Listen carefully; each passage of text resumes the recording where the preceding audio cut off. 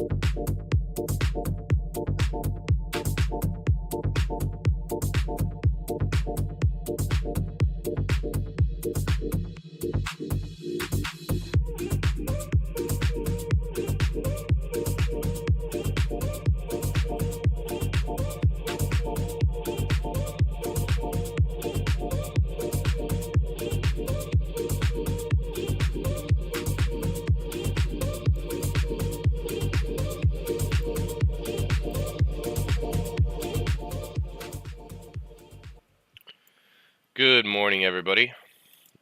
Can you guys hear me well? Is the microphone good?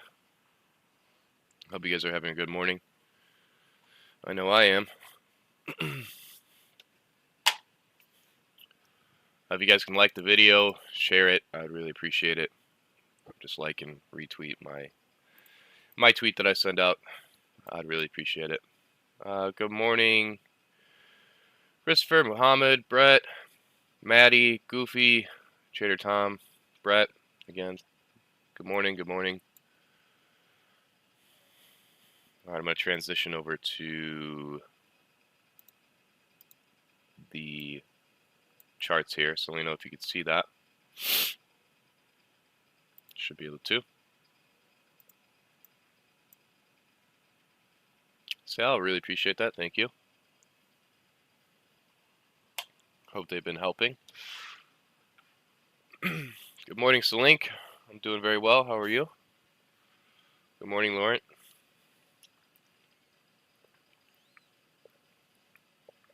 Jay, Luca. You can see the chart, right?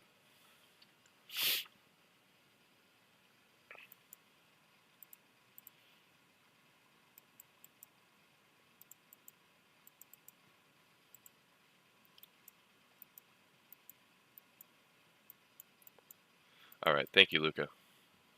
I just wanted that confirmation that we were on board here. So, as I discussed last night in the daily log, I'm electing to believe that we should at least run for the relative equal highs in here. There's some things that contradict this idea. Not that I don't believe we're going to run for it, but the fact that dollar index is still gravitating higher. YM's a little bit decoupled away from it. So this is kind of like a huge point for me. I've discussed multiple times even through last week. It's just having dollar index in the same direction that NQ is trading is very difficult for me to trust, because at one point or another they're going to crack that correlate. They're going to crack being in the same correlation. I mean, they shouldn't be, but eventually NQ will either move off lower or dollar index will move off lower. So it's difficult for me to trust longs, but I just have to lean on the idea that the market is decoupled, so I can't trust dollar index as a confluence technically, which does suck because I love using dollar index as a confluence and it's part of my analysis. But as terms of, I was just looking at NQ, I didn't even look at dollar index, then I would be looking at simply the drawn liquidities on NQ.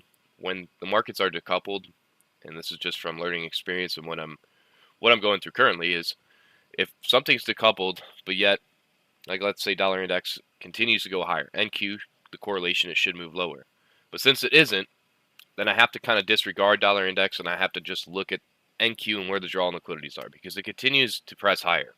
And you saw me yesterday, I tried to short because I was trying to be in confluence with dollar, and it's just, that's not working. So I'm just going to look for the draw and liquidity on NQ, which are the relative equal highs up here. And if we can get that, then we'll see where price is from there. If you guys can like the video, I'd really, really appreciate it. We can get this video up a little bit more than where it's at. But good morning, Paul speaking at noon. Yeah, good morning. Have you gapping? Morning chat. Yeah, Ken. I mean, I'm still waiting for time. I'm still waiting for the right time to enter into this market, which would be the silver bullet or the macro that leads up in a silver bullet. But particularly, I believe these highs would be the focus for the session. The only other option I would see is consolidation. I don't see lower prices. I don't see the reason to do that. So that's currently where I'm sitting. The first objective would be those at 17,775, and then the old high back here, which is resting at 17,793. So that's what I'd be looking at going into today's session and looking at price itself. After that, we'll have to see where price really wants to go. Like I mentioned plenty of times, dollar index is just not supporting any idea for me. So it sucks. It is what it is. But if dollar index was clearly one-sided, it was very easy to read. And it was, I mean, it is clearly one-sided, but I'm saying in terms of the relationship between the indexes, it would be a lot easier. Make note, yesterday, YM made a lower low, while ES and NQ both failed to make that. So that's a bullish S&T. It's a good supporting factor. Hope you guys are all doing well. Good morning, Golden, Brett. Yeah, I don't see any red folders on the agenda today. Okie.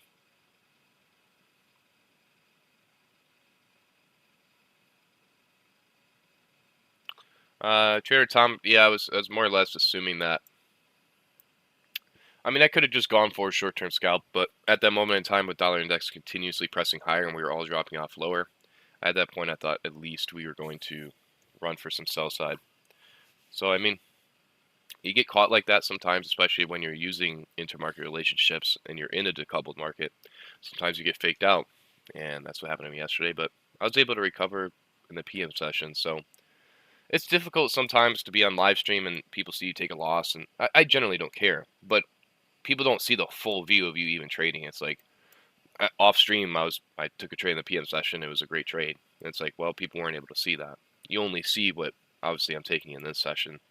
So it doesn't bother me. But I had somebody yesterday I mentioned on a daily log.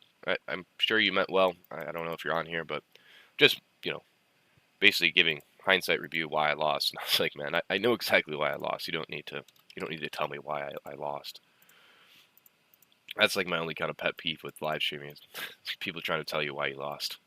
I'm sure if I went into your journal, I went into your trades, and I told you why you lost, you wouldn't be a huge fan of that.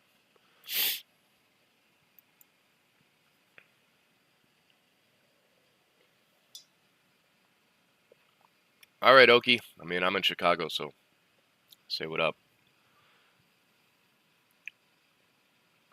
Arnold. I really appreciate that. That means a lot. Hope you've been enjoying the live streams. Alex, yeah, RTH gap. We got a minute about into the open.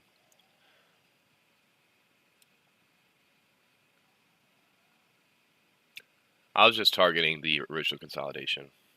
I mentioned yesterday that once you reach original consolidation on market maker seller buy models, I mean, that's your terminus. That's it. I can't see any further than that. Of course, you can hold on to runners and partials, but as far as the entire skeleton in the model of that, that's as far as I can see. You can't, obviously keep pushing something. Just looking at price action in general leading up into the open, I don't see anything I would be keying off of. It's a little sloppy overnight, to be honest with you. I mean, we have this 15-minute kind of balanced price range in here. But as far as entries go, or what I'm keying, I mean, all I can really see is the drawn liquidity, which would be higher prices. And I mean, that's right from the jump. And if I can't participate inside of that move, then I don't care.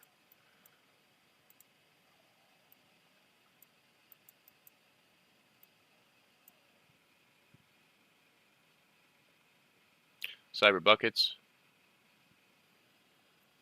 I'm doing well. You waiting for a retracement? Yeah, we'll see. I mean, I'm waiting for time, right?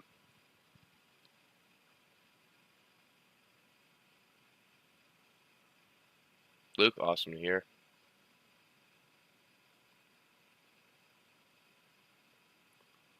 Ah, cool. My bot is working. If you guys can like the video, I'd really appreciate it. I know I say it every stream. That's got to be annoying, but it really helps.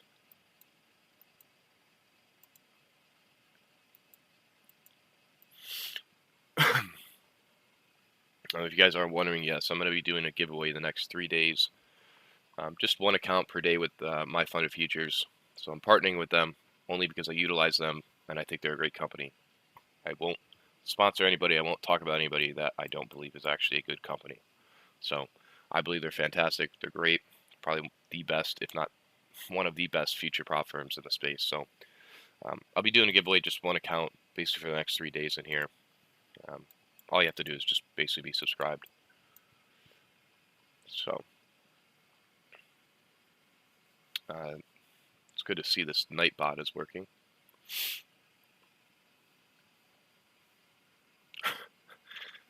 Stuart, no.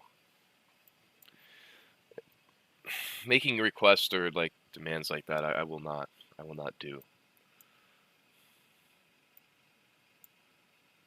And basically, what that's telling me is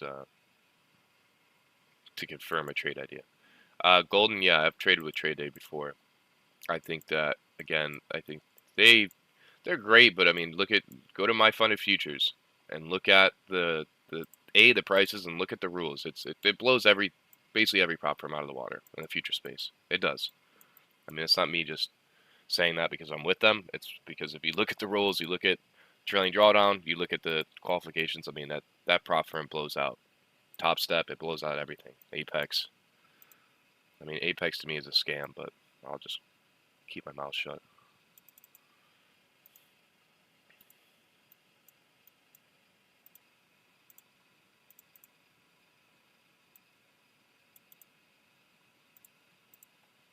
RTH gap in here. So let's mark that up. I'm actually going to mark out the whole thing.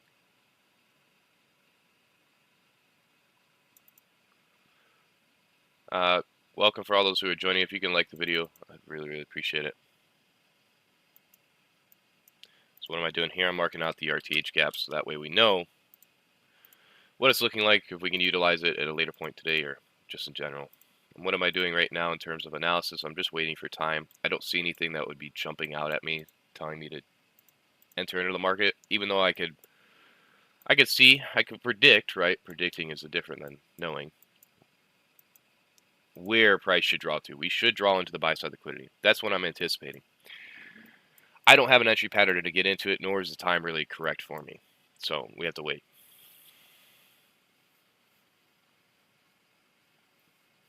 Top Step or Funded Futures. I mean, My Funded Futures is, again, check them out. If you're gonna do anything, use my code if you can. I'd appreciate it.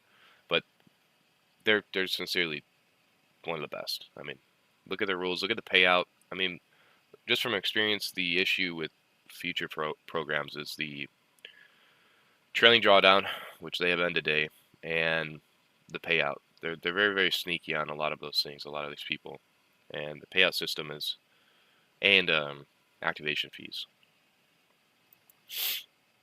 So we're digging into that 15-minute BISI in here, which is balanced price range. So we got sell side. Only thing I'm on the agenda today that I had that was being cautious is just the possibility of being in consolidation. And the reason for that is a semi-decoupled market that can signal to me that we could go inside a consolidation, but it's not certain. Yes, they do, Golden.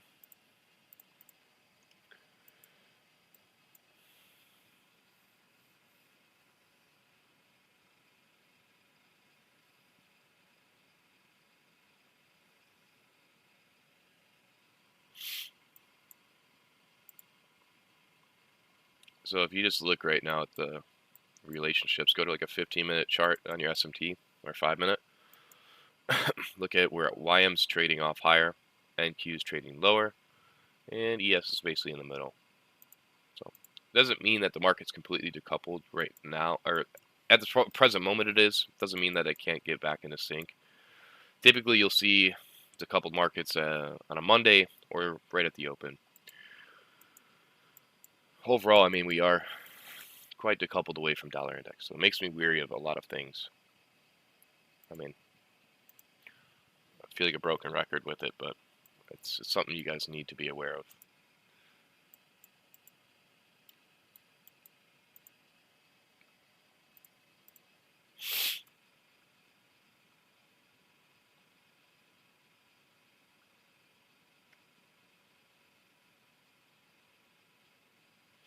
Honest. No, my fund futures does not charge you monthly. They charge you a one-time activation fee, and then even this month they waived the activation fee. So all you're paying is the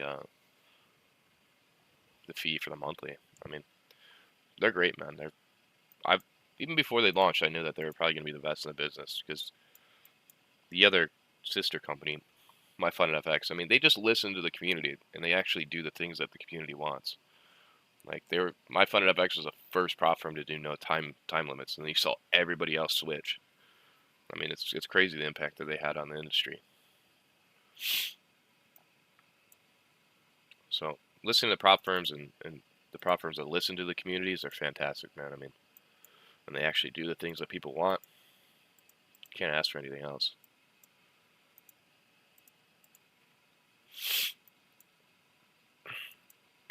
Yeah, I'm a bit weary of today, and I'm going to need to see a lot of evidence that we'd want to gravitate higher or lower.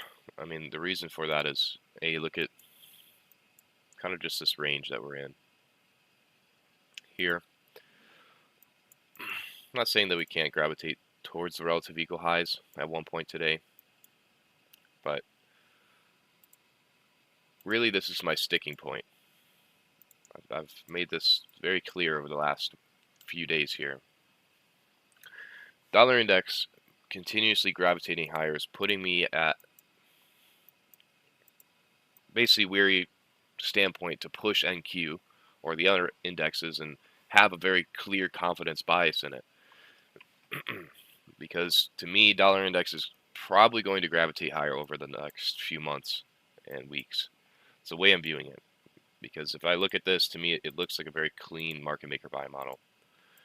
And if that is so, then that means that NQ and the other indexes will move off lower. Now you've seen that it has moved higher in sync with dollar index because it's decoupled. And you can't really predict that. You can't predict when a decoupled market's going to obviously happen. So it's a bit more difficult to trade in, I would say, when I'm trying to utilize dollar index as a key influence. Eventually, I hope that these will move into sync. But if you just look at dollar index and what it's doing, I think this would be pretty neat to see traded to. If we get above this SIBI, I mean, to me, it's a pretty clear view. But original consolidation, accumulation, reaccumulation, smart money reversal, low risk buy, first stage distribution, and then we expand into it. So that's what I'm looking at in terms of dollar index.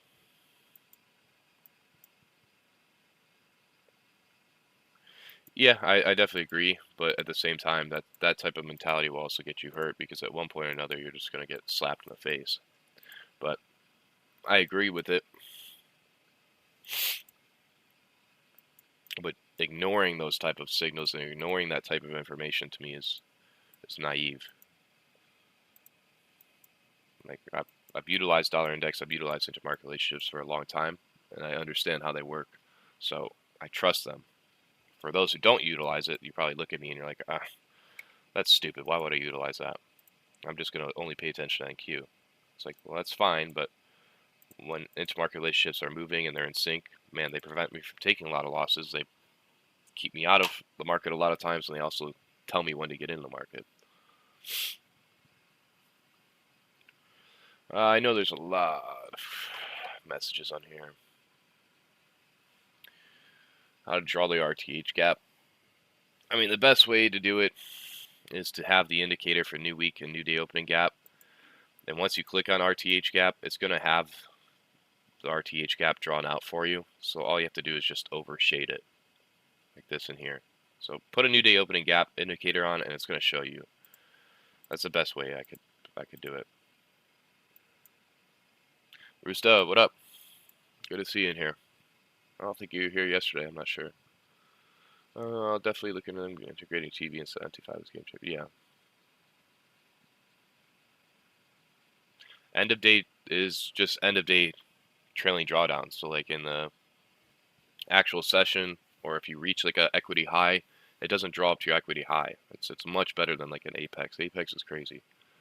In terms of scaling, like you have to reach, let's say you can only do 5 contracts at your starting balance, but then you move up to $1,000 in profit. Then you could do 7 contracts. Move up to $2,000 in profit, then you could do like 9 contracts. That's what scaling means. Do I also trade Forex? I mean, I did. That's what I started with, but not anymore.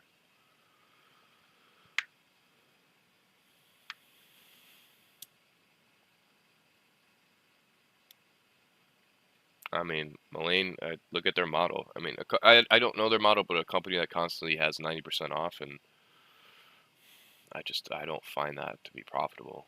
It doesn't seem realistic.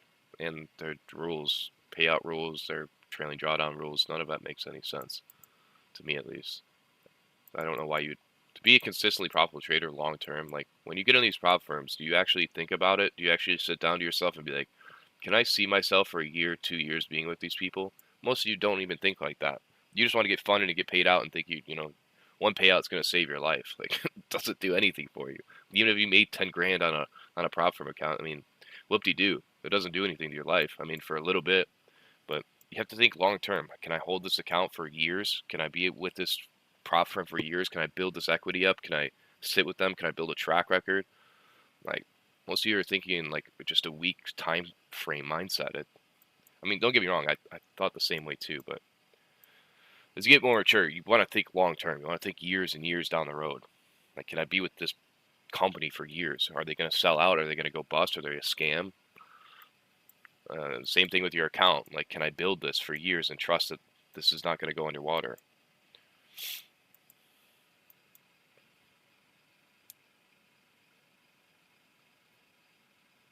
Yeah, Alex, I know that their activation fees. Again, I mean, that's 90% off, but then you pay an activation fee. So it's not really 90% off.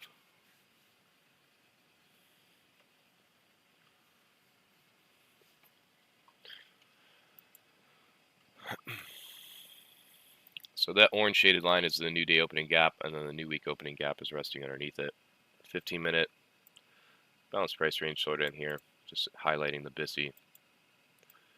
But right now we're in between that high and that low, so we're kind of just trading, bouncing in between it. This is where on a 1 minute, if you're only looking at a 1 minute, you're going to get sold on a lot of things.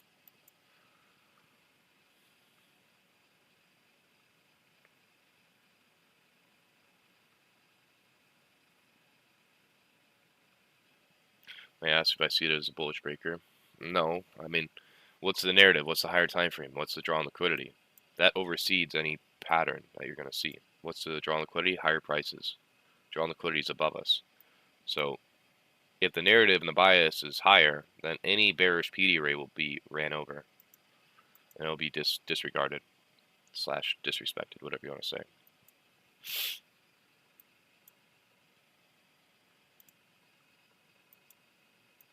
If you look at the 5-minute, we drop down into this inversion here. Small fair value gap there.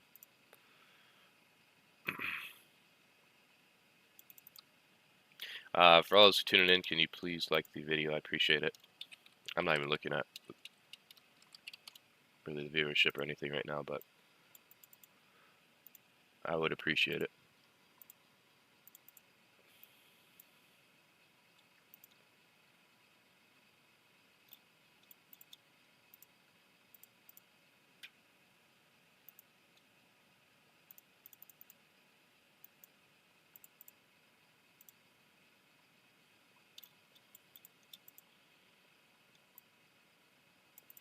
So if we trade underneath like this new week opening gap and this new day opening gap, I have no bias for the day, to be honest with you.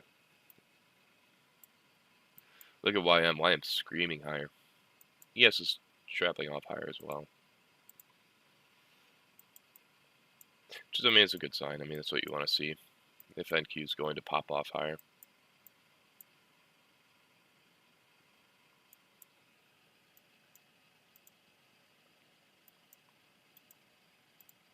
So in here we took sell side, dropped lower.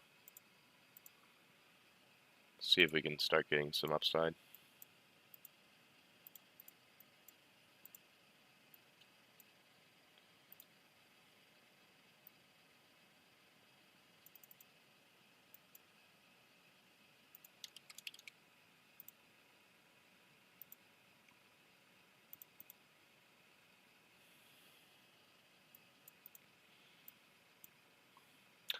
Morning, Vigo. Vigo. I keep calling you Vigo. Morning, Nico. Hope everybody's doing well today.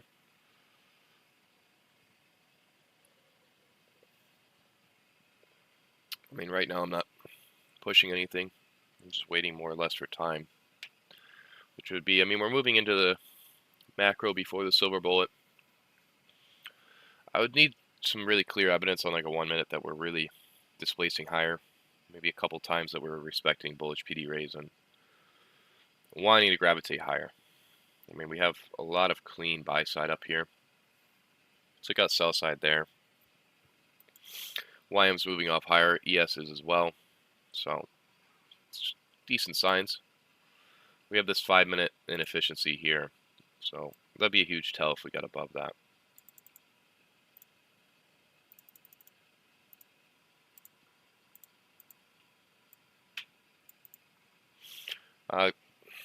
Please, if you guys can like the video. There's only 153, so we got about a bunch of you in here that haven't liked it.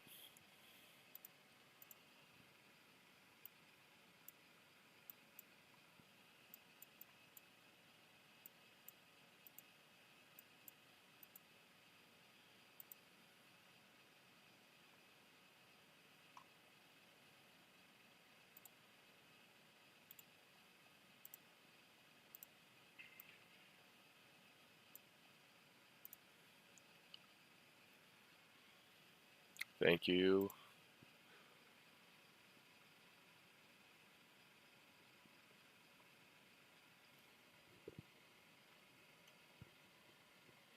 And the reason I said that if it starts to trade off lower, and I would probably be neutral on the days because I just don't see.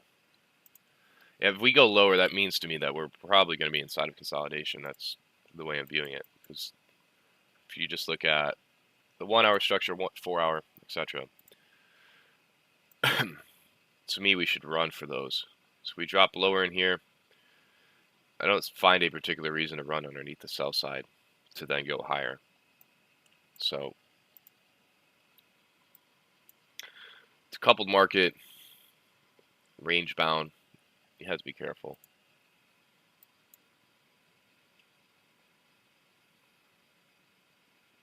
Hey, look at my bot. I don't know that was a thing. Well, I don't even know if you did anything wrong, but apparently my bot doesn't like you. That is a new feature I added yesterday, so.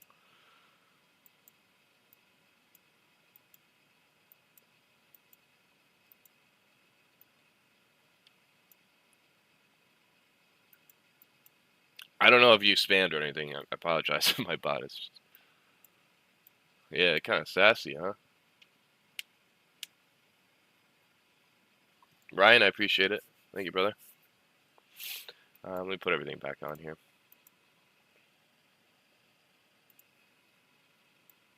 So we traded down, closed in the RTH gap in here. I know there's a lot of annotations. This is the new day opening gap and new week opening gap. Particularly, I'm just paying attention to this new week opening gap. But at this point, we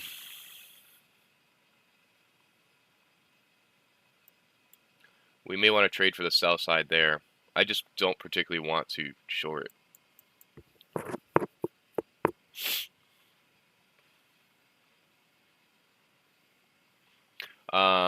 No FVG, but I think I definitely can make a command for that, so that's another plus.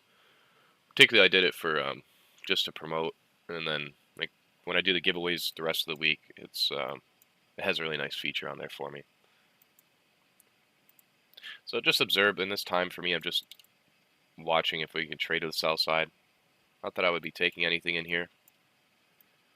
What's the time? I mean, we just moved into the macro before the silver bullet, so that's our number one rule, right? Waiting for time.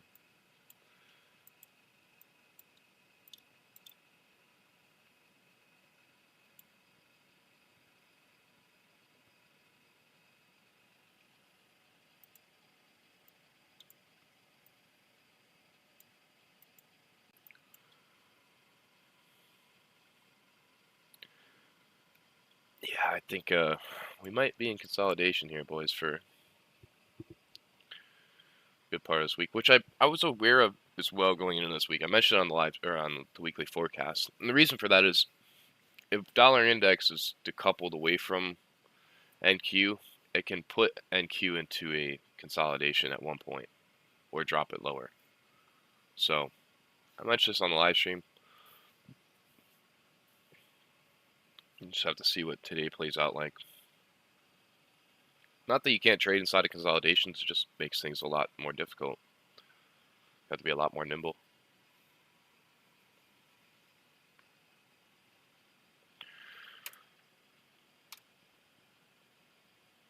What up, Casper? Good morning.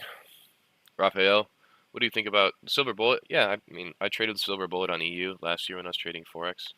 That's fine. I mean, all these concepts they can be basically used on every single market, right? I mean, besides crypto, as far as I know. Just an observation, I was looking for shorts before SMT didn't break. Yeah, I mean, again, sometimes you're going to see things that I don't see or I don't agree with, and that's a little part of the live streaming that I always tell people. It's like, if I'm not talking about something, I don't see something, I'm not taking a trade that you're not taking, it doesn't mean that you're incorrect. We all have different views. Obviously, I have more experience, but I'm a human. Yeah, if you look at ES is very sloppy. I mean, YM just had a spike higher right from the open, and then, I mean, look at it. Let me bring it over so you guys, I know for some people they don't have it. ES is at the top, NQ is in the middle, YM's at the bottom. So if you want to see what a decoupled market, what that means, and what it looks like, look at where NQ, what did it do? It traded underneath my time, the 615 low. What did YM do? YM traded higher, made a higher high, while NQ made a lower low at this time. What did ES do? Made a higher high. So two of them are semi in sync while NQ is moving lower. I mean, even in here, ES is just not even close to as volatile. And if you look at the higher time frames from yesterday, look at the 1 hour chart. You have in here ES making higher low alongside NQ. and you have YM making a lower low. So right there, even going into the day, I was like, well, that's strange. I mean, it is a bullish SMT, but we'll have to see if YM would really want to follow suit with that. I mean, currently it is. But that in there today, right from the open, it's a bit weary. Again, SMT to me, it's just a confluence with whatever idea I'm already preconceiving. So if I'm already looking at shorts or longs and then I see a bearish or bullish SMT to support that idea, that's all it is.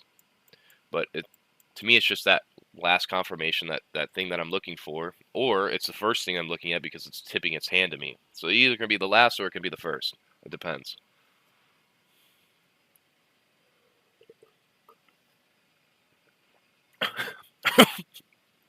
What? Yeah, I don't. What did he say? You know, Nightbot, you got to take a chill. I kind of like it.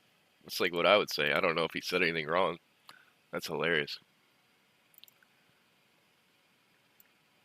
I wonder if he just said like hi.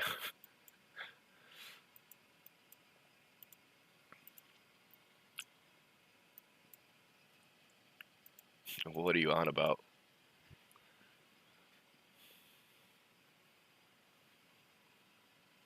I may have to change the settings so it's not so ruthless. Yeah, it wants all the smoke.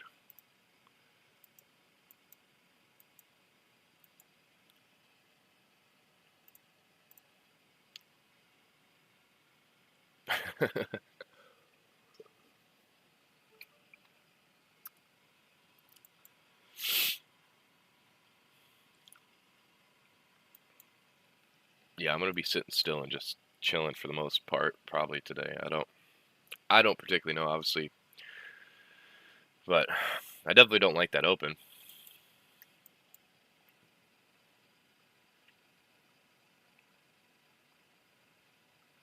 Yeah, I wonder if it's just it's brilliant go night. Maybe it's just like caps. ICT is he started his Robbins Cup today, so I'm very interested. Oh yeah.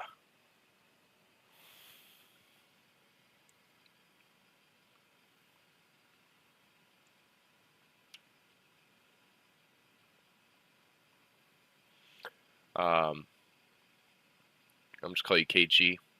Great man, yeah. I just feel like he has taken liquidity from this chat.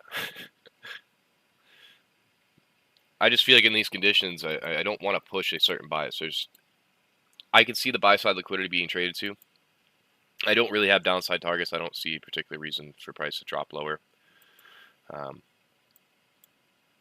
We could trade lower into this inefficiency here, even to this previous new day opening gap. But we've already done that, right? So from this dealing range low up to that high, we could drop down into a discount. I mean, we're basically at equilibrium right now. Could drop down into a discount again. I just didn't really find that necessary to do so today.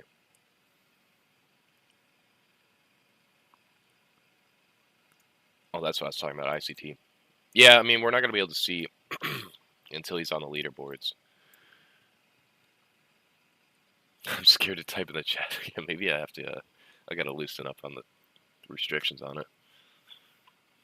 He'll be like, thanks, CJ, for the stream. It's be like, what are you on about, mate?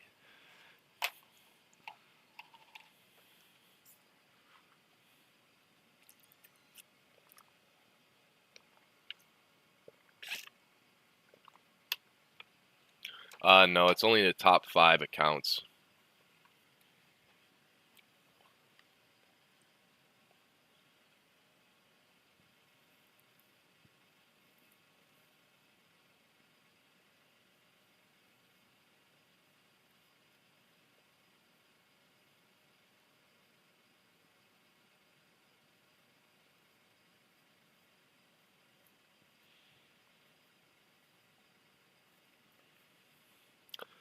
I appreciate the advice strategy, but I don't think my chat is, I think they know where I'm at. I mean, personally, I keep it 100 with everybody. I mean, if if I'm too blunt for you, I mean, I generally don't care. I don't need to have views and clout. And, like, I do this to help people. So if you don't like it, I mean, you can leave. And genuinely, I being unauthentic just to get views and just to like people to like you is, I mean, bro, I'll never sell out. Like, I generally don't care. People respect that. They see that. So, I mean, I appreciate the input, but again, I don't care. I'm not going to suck up to an audience.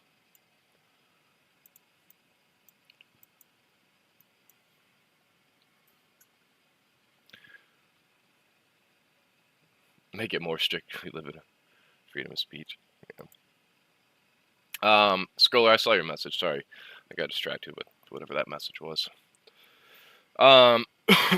YouTube content is just so inconsistent. I mean, bro, everything on YouTube can make you millions of dollars. Not saying guaranteed, obviously, but I mean, everything is. He's put everything out there. I mean, he's put out all the charter membership, put all the core content out there. I mean, you have everything that I basically had for free.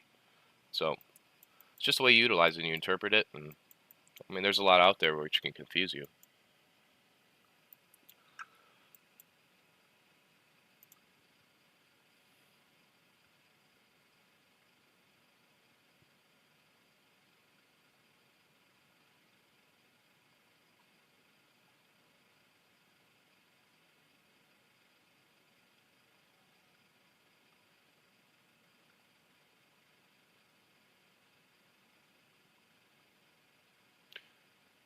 Yeah, I'm sorry. A BOF. It keeps deleting your stuff. Ict, and you're gonna get deleted. I already know it. Yeah, sorry. I mean, strategy. I'm not gonna. I don't. Again, I appreciate your input.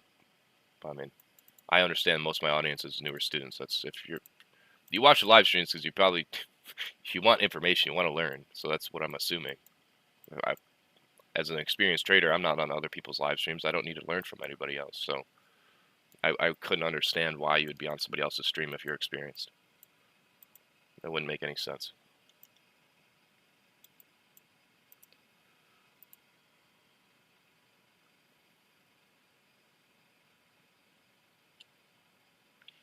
Yeah, I guess I actually don't mind that. I mean, there's no reason to put all caps.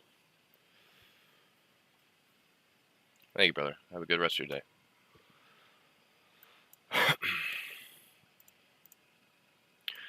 Yeah, I mean, the fact that we dropped off lower in here, as I mentioned before,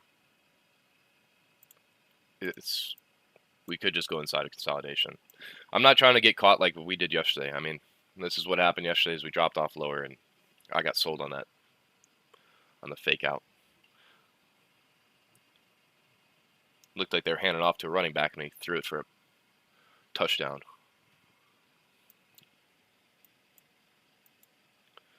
I mean, it could play out the same way we did yesterday. Could be a market maker buy model, but I would really need some evidence for that. Only thing I'm doing, I'm electing to sit and only look for longs, and if I don't get that, then I'm not going to trade the shorts today. That's where, to me, I'm just drawing the line in the sand. I'm saying, all right, I'm only electing to look for longs, so I'm not going to be 50-50 on it. I'm just, if I don't get my long set up, then I'm not trading it.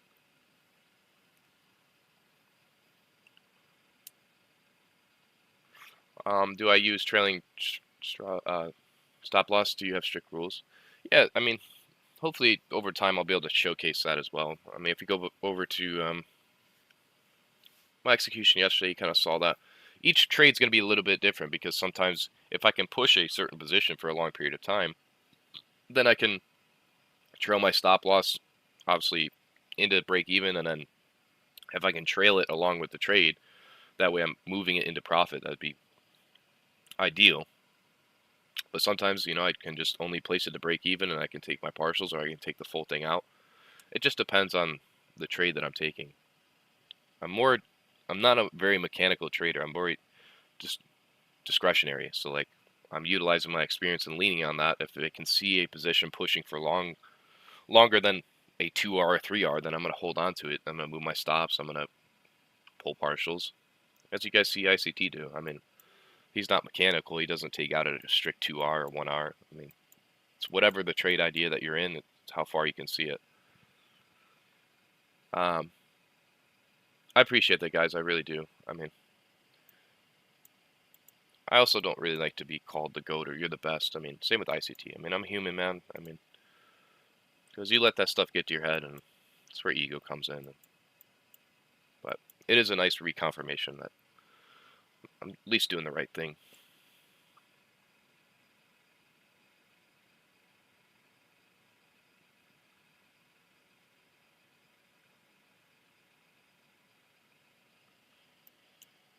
I mean, I teach in the way that I would want to be taught. So that's the only way that I teach, and I've found it effective through even close friends, through all the mentoring that I've done.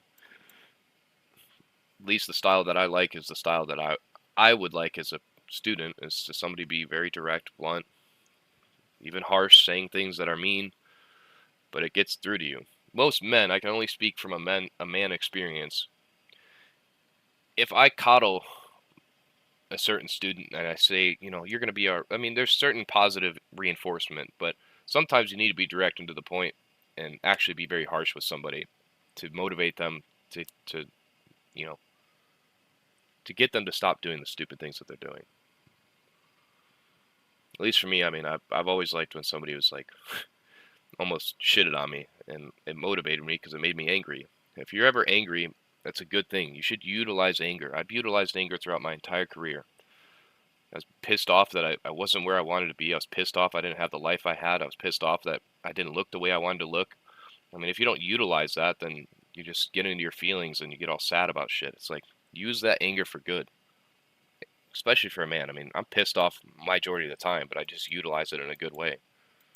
You go into the gym, you're pissed off, utilize that. Like, start getting more pissed off of yourself.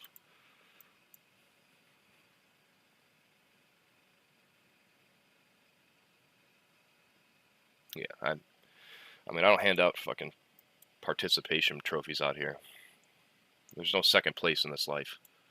Either you're gonna win or you're not. Sorry if that's a reality check for a lot of you.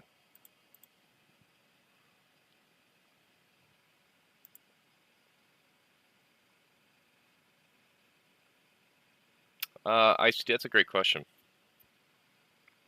I've been in a very blessed and fortunate situation where I've had such an amazing support system. Like, my parents have always supported me. My friends, for the most part. I mean, I've had a lot of friends that I didn't support me, but they weren't actually my friends. So over the years I've really have tightened up my group, and I've been blessed to have friends around me that all trade. I mean, some of them are in the chat, some are my moderators. So it's difficult for me to say because I'm in a lot different situation than a lot of other people. If you don't have friends or family that support you and you don't have friends that trade, I mean, just keep it to yourself. Don't talk about it. Just go about your business and try to have a good online community that supports you and you can talk to and vent to. Because, I mean, you do need that. But for me, it's a little bit difficult to talk on that because I have such a different experience. FEG, yep. I mean, he's a real life friend that I talk to every day about this stuff. So it's such a different experience, and I'm very blessed to have that. I understand a lot of people don't, so.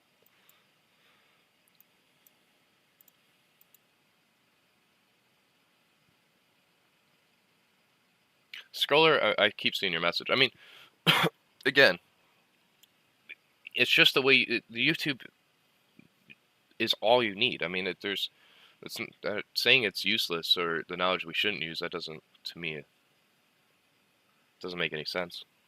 I mean, all of it's out there for free, and just utilize it in whatever way you want.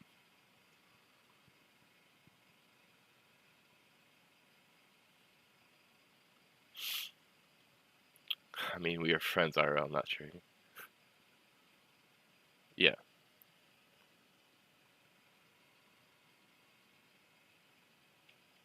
But again, I mean, with my friendships, basically throughout my entire years, is if you're not on the same path as me, if you're not trading, if you don't want to get money, you don't want to better your life, and you don't see the vision that I'm aligning with, then I'll just drop you off as a friend. I've done that to plenty of people. You have to set boundaries in your relationships. You can't let other people drag you down, people that don't encourage you. Like, you can have friends that don't trade, but they encourage you and they see the vision, and those are great friends. But if they're constantly, you know, making fun of you and telling you you're not going to make it. I mean, man, those are not real friends. Those are people that don't care about you. So,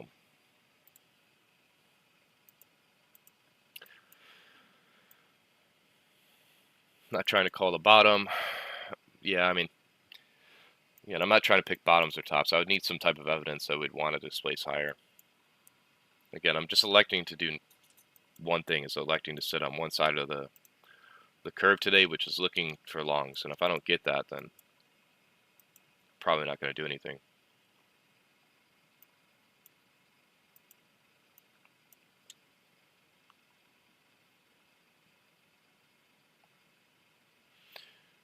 Yeah, Eden, I mean, one dude that really changed my mindset on a lot of things, and he's controversial, and I think some people probably like him in this chat, is Andrew Tate. I mean, one thing that he said is, as a man, you should not chase happiness. Waking up every single day and trying to be like, man, am I happy today? Is this, how do I feel? Like, man, who gives a shit about how you feel? I'm still going to act. I'm still going to do the same things regardless of how I feel. And if you can do that, I mean, you should chase success in accomplishments, because by default, if you're very accomplished, you're going to become happy. But again, I don't care about happiness. It's a false reality to look at life through.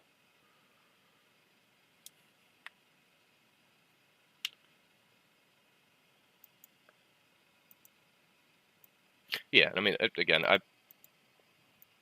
I've always looked at the lens of influencers or people through. I don't really care if I like them. Does the things that they say, does it apply to my life? Personally, I don't really care if I like the person or not.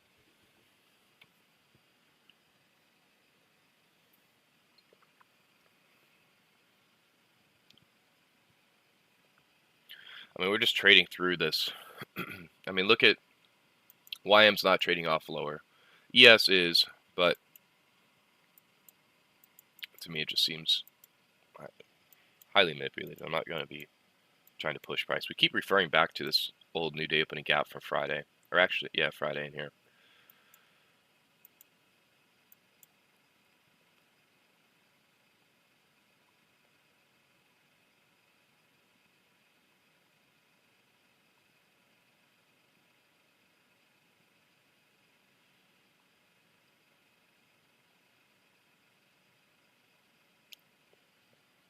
ICT Aiden, yeah, that's great, man. I mean, I think Anchor is such a good use.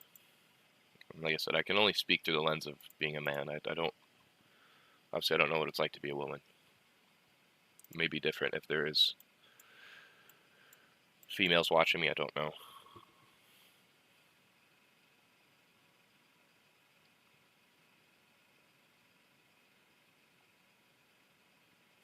CJ Top C.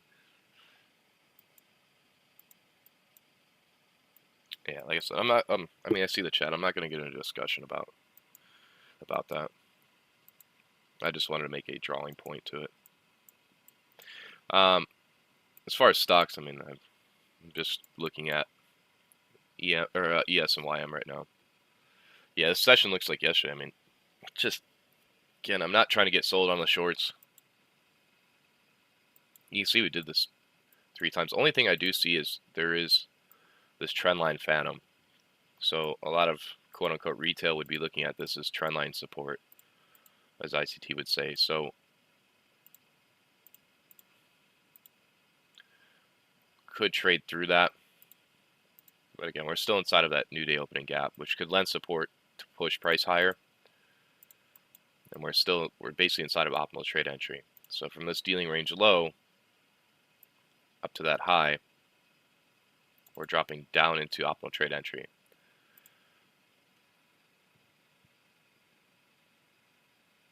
ICT is on fire today. Did he post anything?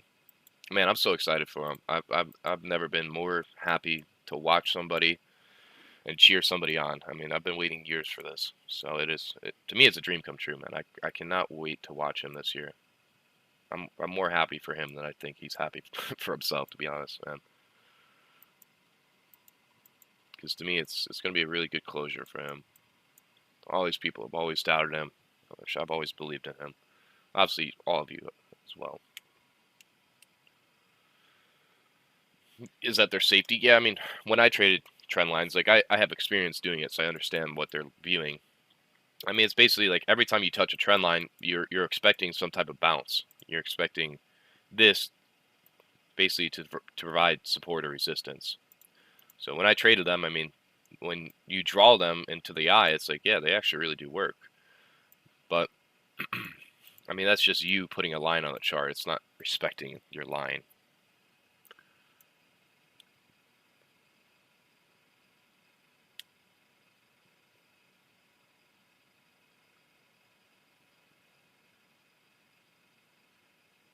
What did he do? I'm very curious. I gotta look now. He told our private group just secretly. He said he was gonna drop the count at first, just so the broker doesn't do anything, in terms of trade copying. So I wonder if he'll do that. Like, having that much confidence that you're gonna drop an account a certain percentage and then just build it back up is hilarious to me. Like, that's such a supreme amount of confidence to drop an account, 30, 40, 50% and then build it up again. It's crazy. Crazy amount of confidence. Let's go Inner Circle Trader. Let me see. Did he post on YouTube?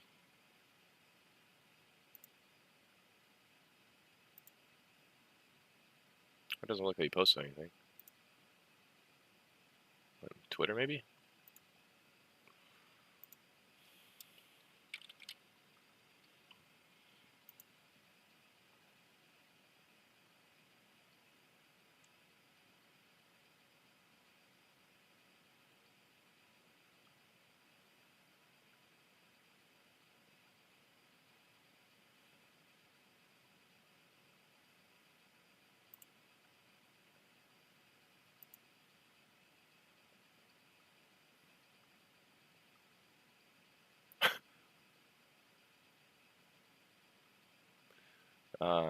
Doesn't look like he traded anything.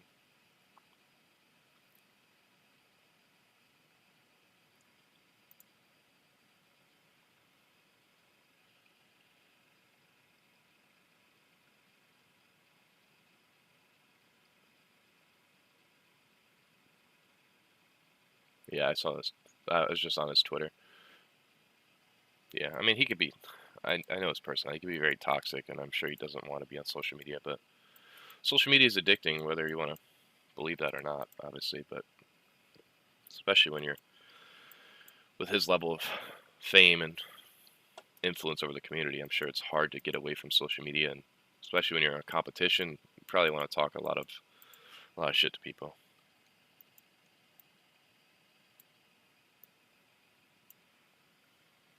So yeah, do you see how we've dropped down into that discount into the previous new day opening gap? So I'm just sitting on the sidelines until I see some type of long setup, and I'd be looking for the relative equal highs up here. So we'll have to see if that wants to play out. Potential small little breaker in here. We have a low, a high, a lower low, then a higher high. To me, my particular style, I'm not trying to call the bottom in here. So I wouldn't take that. I would look for a bounce away from it and then see if I can get a setup. Small inversion here.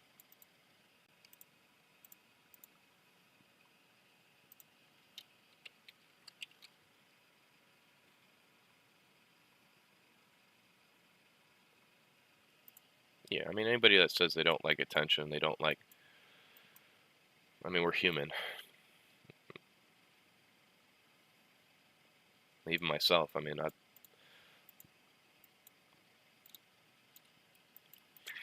let me just try to maintain focus here.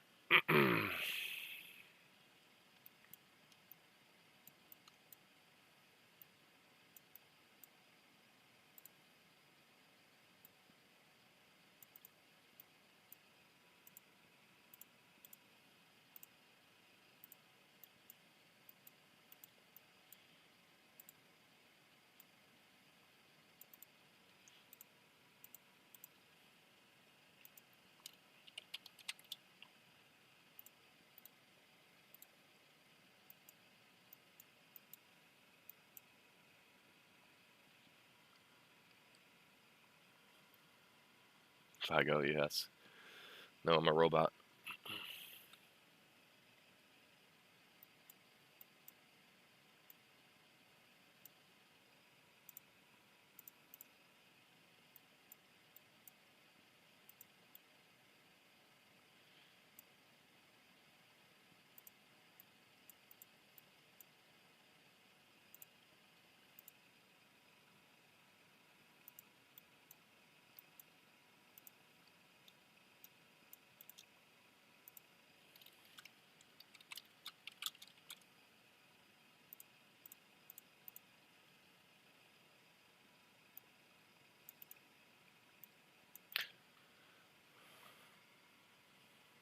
I see you, Nico.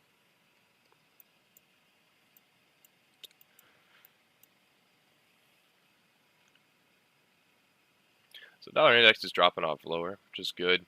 We have a bullish SMT with Nasdaq making that lower low, while ES and NQ failed to make a lower low. On that 15-minute, 30-minute, 1 hour, we dropped down into a discount. Remember, dropped down into a discount optimal trade entry inside of the previous new day opening gap. So that with running sell stops is it's a decent signal to start anticipating, keyword anticipating longs.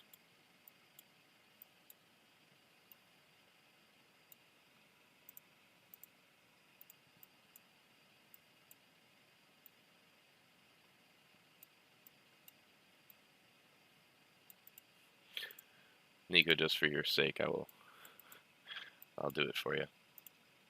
So yes, this wick yesterday, but I mean, what is the wick on the 1 hour?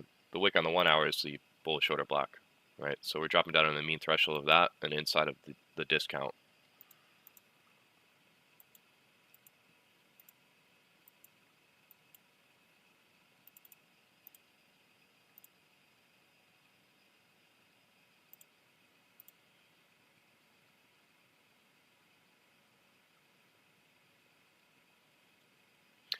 Boo.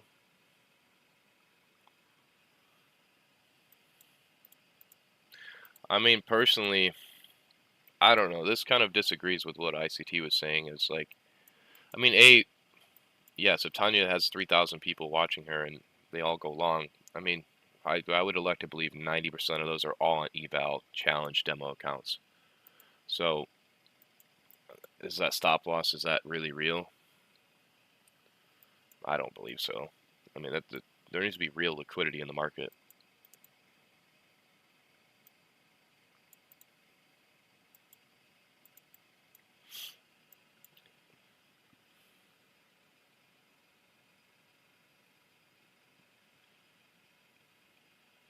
Francis. Yeah, man, that's your personal belief.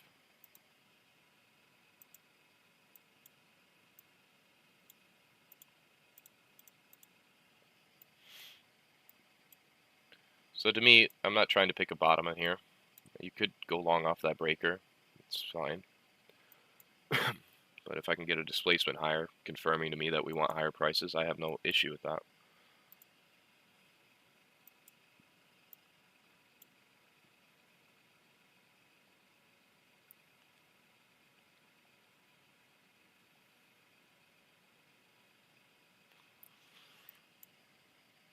I mean, people have their personal opinions, and again, I'm more or less freedom of speech. I mean, that's your opinion, man. I'm not going to censor you or cancel you. I mean, if that's what you believe, sure.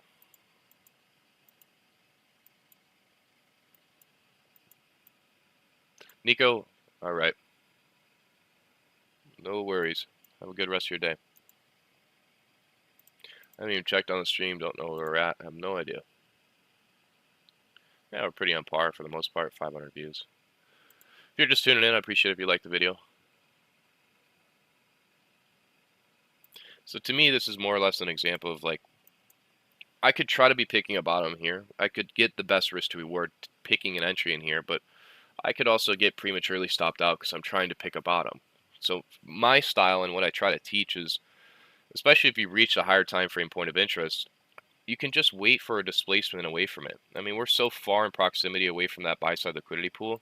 I'm okay waiting for a displacement away from it just to confirm to me that, yeah, we're probably bullish, and at least I have that behind me and I don't have as much fear entering into the trade.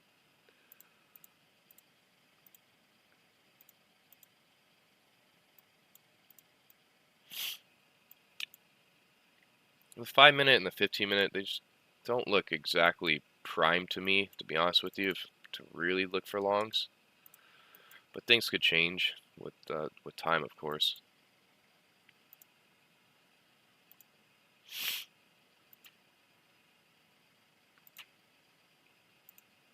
And I think if this thing traded through, I don't think that's because of a certain streamer that's going long in there. That's my personal belief.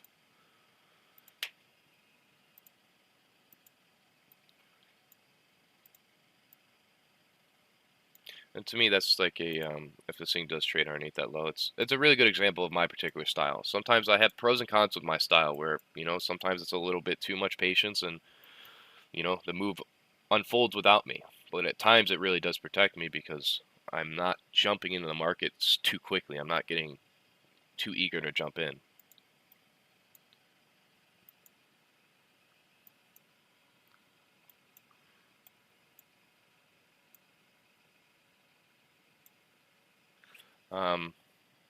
Can you explain the original unicorn? I mean, the original unicorn is the second stage of a market maker seller buy model. And the reason it's called the unicorn because it's just such an easy pattern. It's it's like seeing a unicorn. It's like, wow, like it's right there. It's beautiful.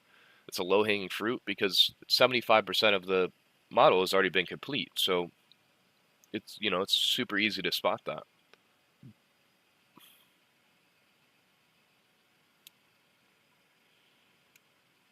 Yeah, and I mean, dude, I'm not even like the other live streamers getting stopped. I mean, you guys see me get stopped out, so I'm not gonna be like, haha, you're bad. Like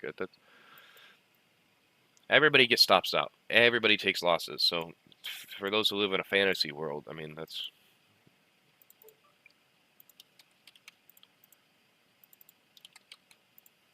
her model and her particular style. I mean, there's nothing wrong with executing on that.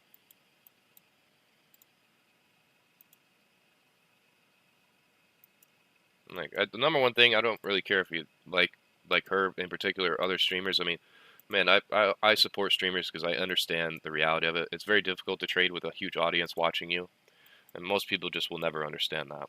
And I give huge props, man, to anybody who's streaming because it's a very difficult task to do. I mean, trading alone is difficult. So I would never hate on another streamer. It's weird.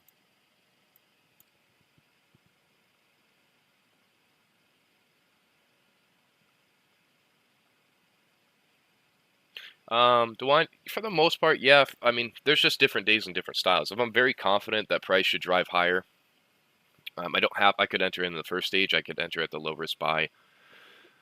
But if you want a good high probability setup, is just waiting for something that's 75% complete to the draw on liquidity. Sometimes you don't have a market maker buy or sell model that's very clear to you, but sometimes, you just get to a draw on liquidity, it's 75% complete, and then you just look for that last 20% extension into the draw on liquidity, and that's all you need. Because it's as if that draw on liquidity is it's so close in front of you, you could just reach out and just grab it, right? Think about a tree with fruit. Imagine if somebody's just holding you out there and you just reach out, you grab the fruit, and then you get back down. Instead of, you have to jump all the way up there and grab it. And that's an analogy for, entering at the very first stages of a market maker sell buy model.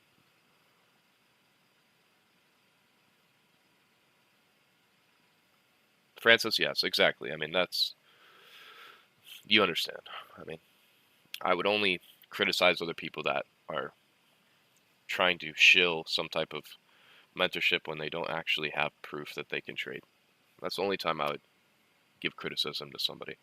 And that is to protect the audience. That is to protect the community.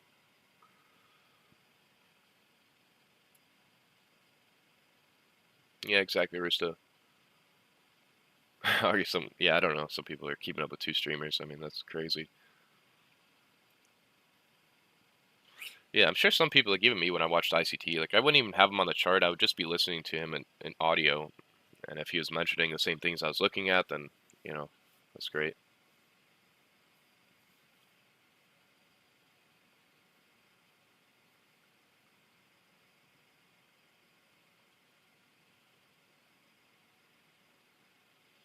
Yeah, I just don't, FVG, I mean, I agree. Like, obviously there's liquidity. I believe if she wasn't even live streaming, I think this would have happened regardless. That's my personal belief. But again, I mean, ICT says differently. I don't really know. I mean, but I mean, I saw this without, I wouldn't have taken that trade regardless if somebody was live streaming or not. I mean, and again, you have to think that a lot of these people that are live streaming, I mean, their chat is using evaluation accounts, paper trading, etc. So it's not liquidity really.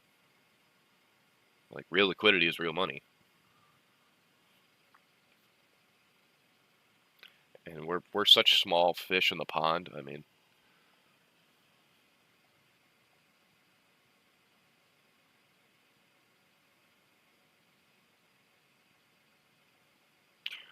Nico, I feel like sometimes you have to draw the fib from like a breaker at around 50% of the range, the whole range. You maybe have to shoot me a chart or something.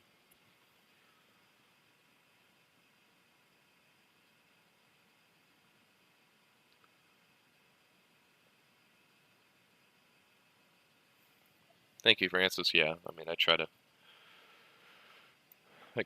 to live stream the way I would want to watch a live streamer and the way they trade and the way they talk. I just want to be authentic. And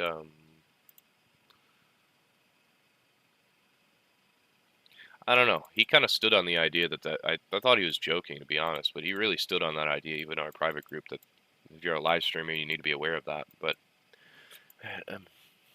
I don't know if I completely agree with it, to be honest with you. I don't know.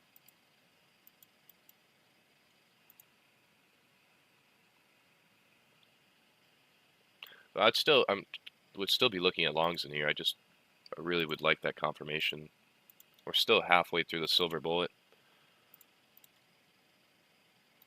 So I'm anticipating this becomes an inversion. Not that I'm going to pick off a long in here. I'm just utilizing this information to read, all right, is it respecting bullish PD arrays now? Is it, is it trying to move higher?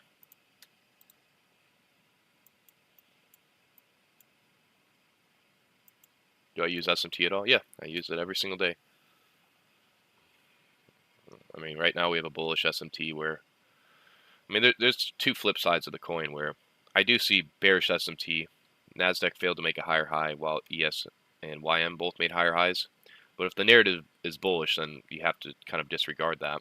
And I'm looking at going long, then I'm looking at the lows where NASDAQ made a lower low, ES and YM both made higher lows, so that's a bullish SMT. What is the blue box? Are you talking about the purple one? This is a previous new day opening gap. So from Friday's open to Thursday's close, there's a gap. So I can extend that out in time and utilize that. So it's been referring back to it Friday, yesterday, and today.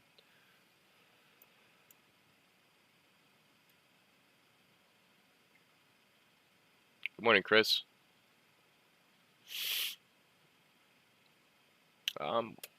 Once you get consistent and you know your model, I mean, it just depends what your liking is. If you don't have a huge bunch of capital, then I would say to go to a prop firm. But I mean, even for me, I started out when I started out, prop firms were not a thing. So I guess I have to keep that in mind. But when I started out, I was just using my own money and I was building up an account, working a job, doing what everybody else, did at the time. And I still think that's a great way because people just jump into a prop firm and they kind of gamble.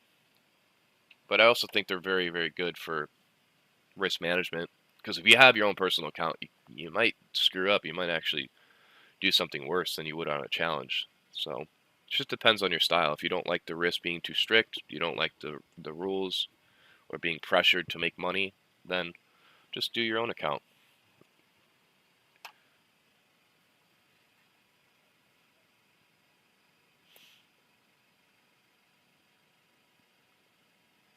So I want to see here, if we close above this, can we rally towards that high in there? I want to see how much juice is left to squeeze. I mean, yesterday, this whole move that rated to the upside happened after the silver bullet. So I just don't know if I took a trade, I don't want to sit on stream for two more hours. I would need to leave for a little bit. I can hold a trade after the silver bullet. If you guys are wondering that question, I have rows that will allow that. Just depends on the situation. Sometimes throughout most of the silver bullet, it's consolidating or it's doing a completely different move, and then at the end of the silver bullet, it unfolds the real move and moves into lunch hour, PM session, etc.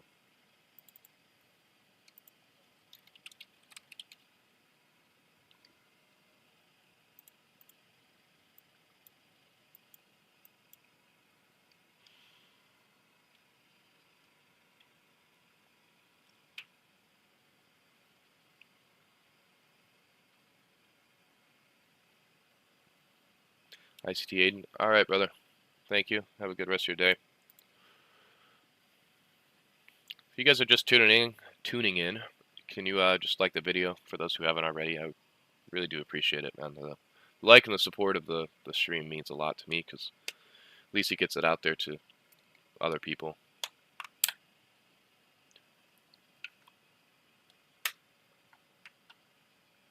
So I would really need to see a nice displacement above this high, closure above this fair value gap, and if that can turn into an inversion, then I can start really anticipating higher prices.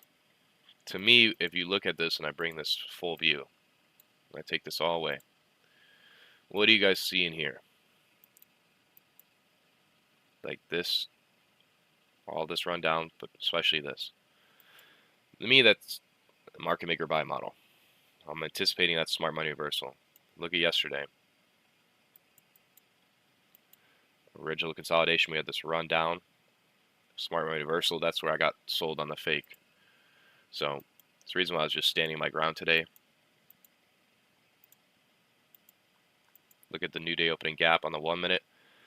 Reached a little bit underneath the C of the new day opening gap. South side liquidity. That's a pretty common signature of a smart money reversal. Like that nice sharp movement away from that low. Which we could do nothing today, but it's what I'm anticipating currently.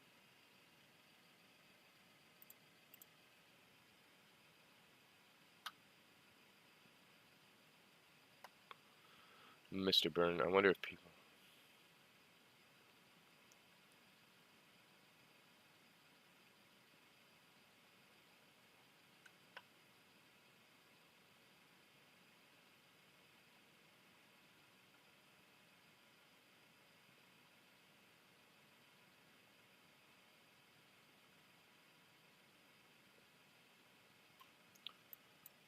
Alright, good guys, you at least are recognizing that.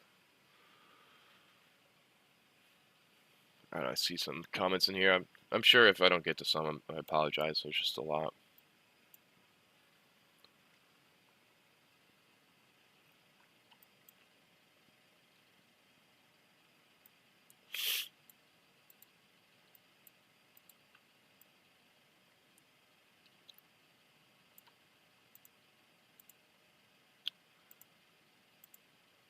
So I'm looking at this. That whole last up close candle on the 5 minute, that would be a bullish breaker. So there was actually, you see how the first one got invalidated? It was a little bit smaller in range. There's not as clean, but if you can look at the 5 minute as that whole, what do we have? We have a low, a high, a lower low, and if we make a higher high, then all those up close candles will be your bullish breaker.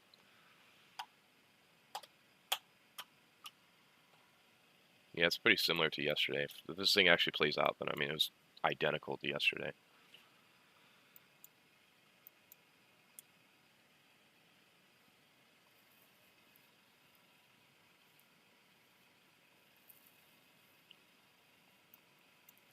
But I would really want a confirmation, a shift above that high. That's the same theory that I was utilizing in here. Is I'm not trying to call bottom, and that's not the point that I'm being as an analyst. I'm not trying to call the bottoms of moves or the tops, and I think that just comes with patience and confidence that even if this thing rallied higher, I'm confident enough with the amount of information that we have that from ICT that there's going to be some type of entry in here where I can get long, and I'm not fearful of missing a move. I mean, I only need a little bit to be consistently profitable, and between here where price is sitting to where I think the drawn liquidity is, I mean that's a huge range of points. I don't even need all that. Would it be cool? Would it be awesome to have all that? Sure, but it's not worth me trying to pick a bottom, trying to call a bottom just so I can get the best risk to reward, just so I can have the perfect entry. I don't need that. A lot of times I save myself a lot of money and mental capital by not trying to do that. So hopefully, I mean, that's my style. You don't have to trade that way, but that's the way I view the market and what's kept me out of a lot of losses.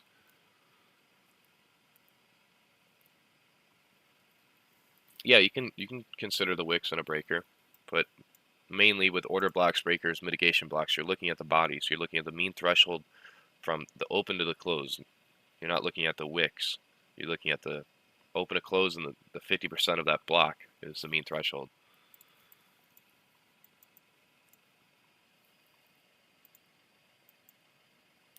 So see if this is like the last point of interest. If this thing was really going to expand higher, it would have to utilize that inversion and basically the premium end of that new day opening gap to expand higher above the buy side and above that SIBI. If it trades beneath that, trades underneath that low, then I'm neutral for the day. I don't have any other opinion.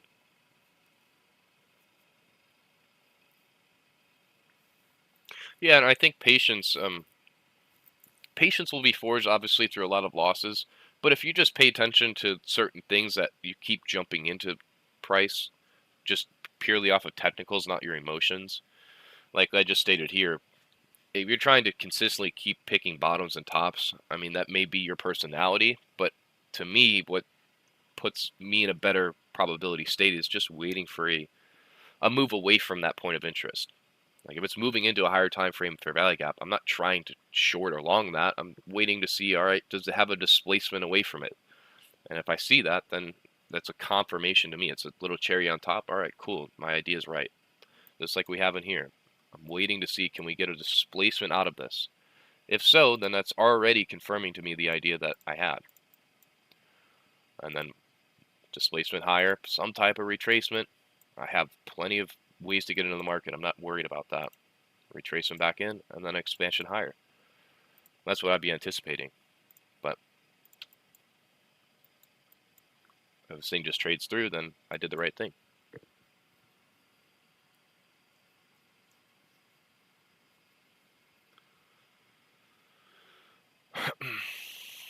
Why this fair value gap, this inversion instead of this one? Well, think about, if you're ever wondering, what's a good inversion fair value gap? Is it resting inside of a discount or a premium? What's this dealing range? From this low up to that high. Where is that inversion sitting? This inversion is sitting inside of the discount. This one is not. So I can't utilize that one. I'm utilizing this one. And it's bigger in proximity, like the volume in it. That's a little too little for me. And again, with inversions, you always want a confluence that is with it. What's in confluence with it? The previous new day opening gap.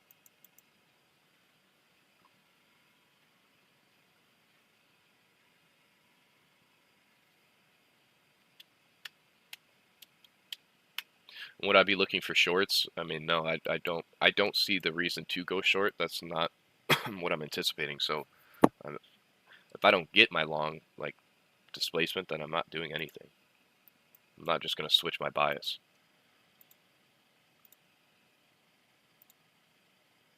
And again, I very well could go long in this inversion, have the best risk reward, have the best entry, and I could, go boast on Twitter. But I'd rather just wait for the displacement out of it and give me that good confirmation.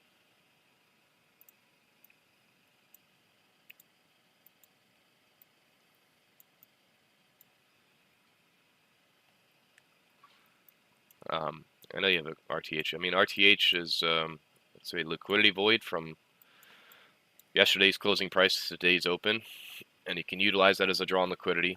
You can also utilize that if price is trading inside of that RTH gap, you can utilize that as basically another confluence. So just like if I didn't have this new day opening gap on, I would have no idea that price is trading inside of this, right? But I now know that.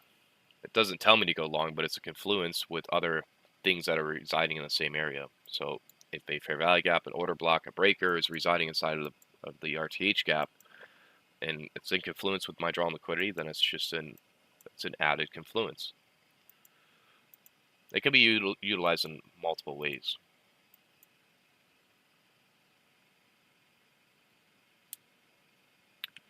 Ryan, this is my settings. So it depends. Typically, I have 3 previous new week opening gaps on. If there's none in proximity to where price is at, then I won't really have it on. Same with new day opening gaps. The only reason I have 3 on right now is because the last week we had multiple days where we had large new day opening gaps opened. So if they're large in range, I really like to extend out new day opening gaps. So this is from Friday. And even down here, there's a few, but That's all I have on. But you can see this is a new week opening gap. That's not a coincidence that we just touched that and rallied higher. Same in here, new day opening gap. If you look at the 1 hour, just from Friday's new day opening gap, I mean, look at where the bodies were closing. Beautifully in here. There was a new day opening gap. I don't have it on. That was in here. Utilized, moved higher. So I'm still really leaning on the idea that we're going to move higher. I need to see evidence for that.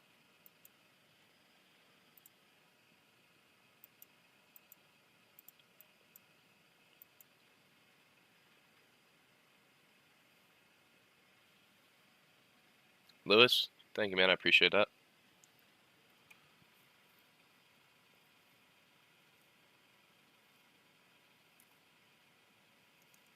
Yeah, I mean, dude, everybody takes L's. Like, you guys have seen me take plenty of L's. It's just the way you react to them. And I mean, again, that's the hard part of streaming is like people really want to criticize you and blame you. But again, none of this is financial advice. If I'm getting into a trade, that's completely on you if you want to take the same trade. That's just a coincidence that you're in the same trade as me.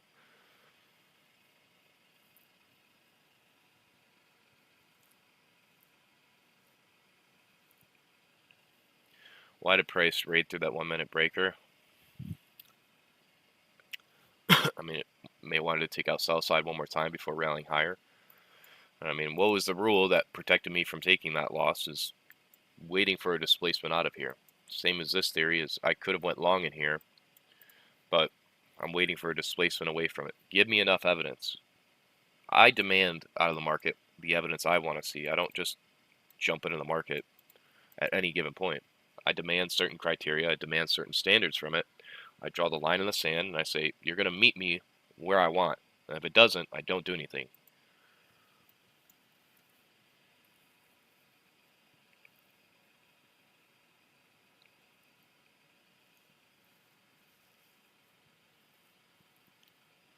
Do I utilize change in state of delivery? Yes, but I think that's just a fancy term that gets a lot of views and clickbait. Don't get me on a tangent. Change in state of delivery. Just look at market structure shifts and breaks. I'm going to keep it that simple. Some people want to sound like a professor in these markets, but 90% of them don't even know what a change in state of delivery is.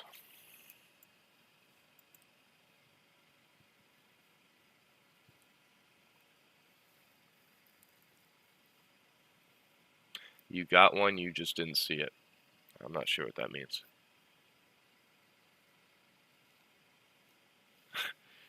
Change in state of delivery versus, I mean,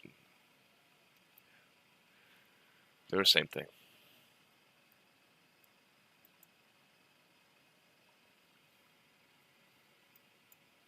There's a difference between market structure breaks and market structure shifts. Market structure breaks are on higher time frames, a narrative bias switch.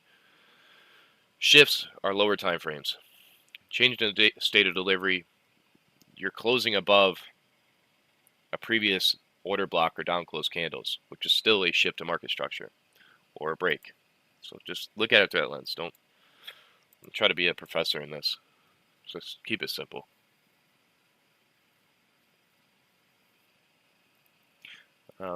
Yep, thank you for that. I mean, I've already discussed why I'm not trading that.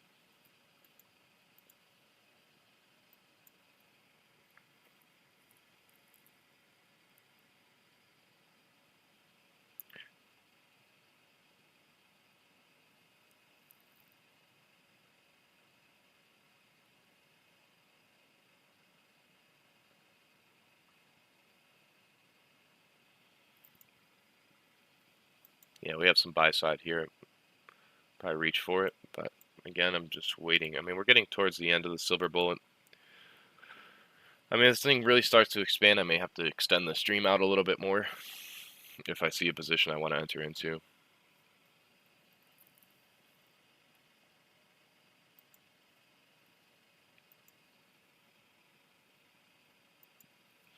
the reason I'm not going long, even though I have a long bias, as I've discussed before, is I'm waiting for that displacement higher to confirm to me. I'm not just looking for a small 20-point move. I think it's just, to me, that's personally a waste of my mental capital.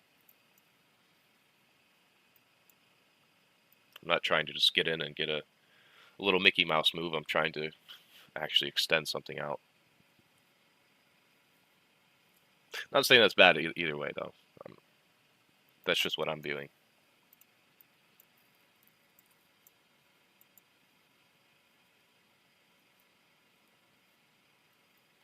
How do you let FOMO? It's just time and experience and knowing that these things repeat every single day. I don't genuinely care. Like, you'll just come to the point where you don't care anymore. It's like, if you only look at the lens through today and like, man, this is the only setup, because whether you believe it or not, it's kind of what your subconscious is telling you, is like, this is the only trade. I have to take this trade or else, everything's going to leave without me. I'm never going to get another entry. And you really, what you're fearful of is the criticism that you're going to give yourself for not taking it. That's really the fear. Most of your fear of missing out is the fear of the criticism that you're going to give yourself after you didn't take that trade. That's just, self-criticism is huge. Listen to the way you talk to yourself. If you don't pay attention to the way you talk to yourself, because I'm very highly critical, but I learned through the book, Mental Game of Trading, is you need to pay attention to that. So there's a couple sides to fear of missing out. It's like fear of your own criticism. Think about that for a second. Actually think deeply about what I just said.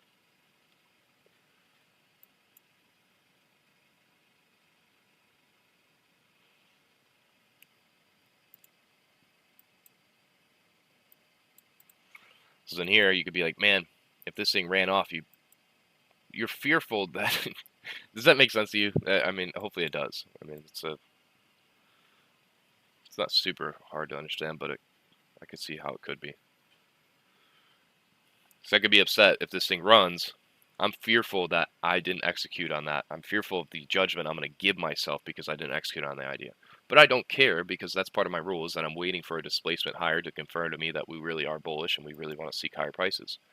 So I'm not fearful of any criticism, because that's not something I would critique myself on.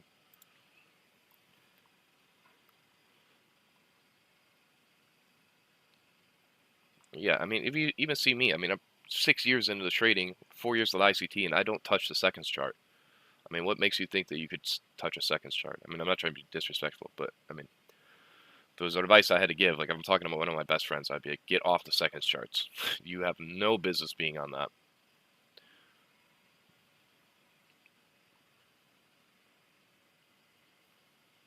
Yeah, exactly. Focus on your own paper. Stop looking to the left of you, to the right of you. Put your head down, focus on yourself. It doesn't matter what anybody else is doing.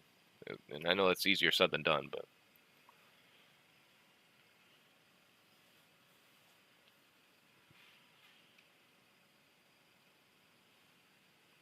yeah, Chris, I mean, but that's also a false belief, because logically, your emotions are telling you that, but logically, that every day this stuff repeats. But emotionally, it's telling you that this is the last bus, that's it, and it's going to leave you forever, and you're never going to be able to trade.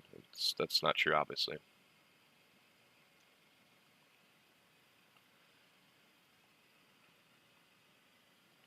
Awesome, Jose. B&B trades. Yeah, sometimes I will trade outside of the silver bullet, but really what that means to me is I have a position in the silver bullet and I'm holding on to it. But then again, sometimes after the silver bullet, like your 11 o'clock to your 12 o'clock, sometimes that hour can be really fruitful if the silver bullet just didn't really do anything.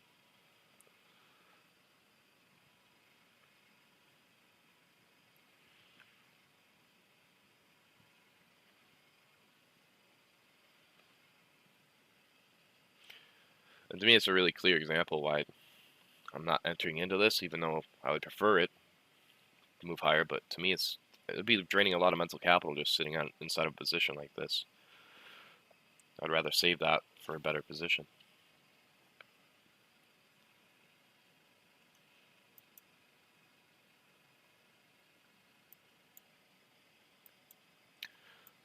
Yeah, of course, Kingdom. I mean, a day is crazy. I don't really look at the money. I just look at the points and the percentage I'm looking at. Because I mean, that could be 1,000, that could be 2,000, $3,000 a day.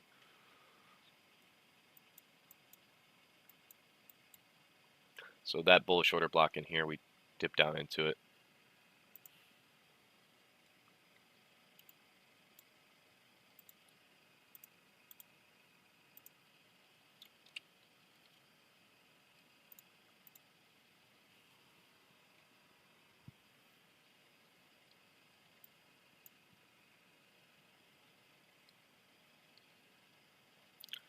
So we're inside of this macro, right?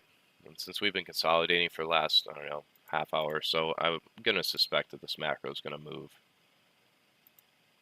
So if you're wondering, all right, how does a macro, what is a higher probability macro? If you've been consolidating for the most part of the silver bullet and you're starting to reach the end of the silver bullet and into that macro, I would suspect some type of movement in this next 20-minute window.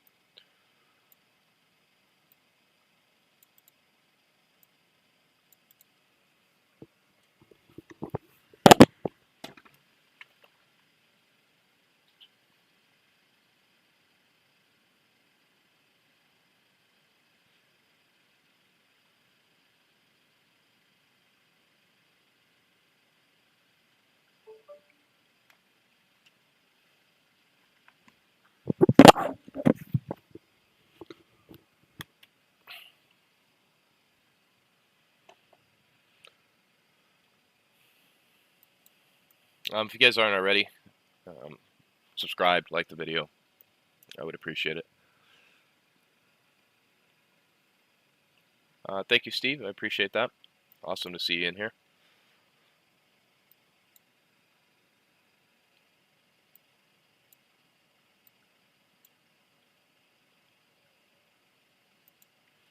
So I'm going to take these vertical lines away, but you do know that we're inside of this macro. It's just a bit rangy at this bottom. Yeah, I'd really need some nice displacement higher.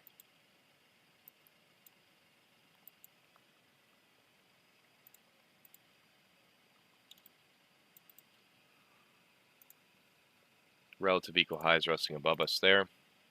I would suspect in the next probably 5-10 minutes it's going to want to run for that.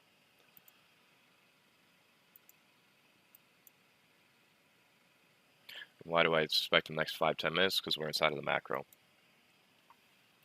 Macro is a 20-minute window where price can spool. Spool means moving towards a drawn liquidity, so moving towards buy side or sell side in a very efficient manner, right? It's a set of instructions from what ICT has said that comes into the market and tells the market, all right, we're going to this buy side liquidity pool, we're going to this sell side.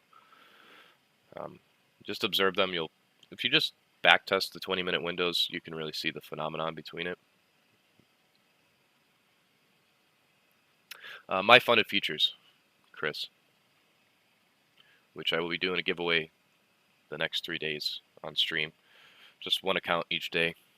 So be on the lookout for that. I mean, I'm not going to make it a huge thing during the live stream, but at the end, we'll just, I'll have probably a poll, or not a poll, something that you guys can just put your name in, and then I'll just spin a wheel, and that'll be that.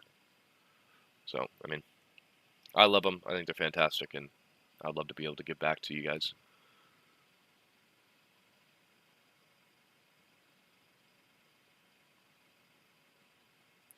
"20 minutes, I mean, there's macros at basically every single hour. So, let's think of it that way. Julian, I kind of just did, but again, this is my time, but in New York local central time, it's going to be 10:50 to 11:10. That's the end of the silver bullet macro. Right, so that in here is a macro of time.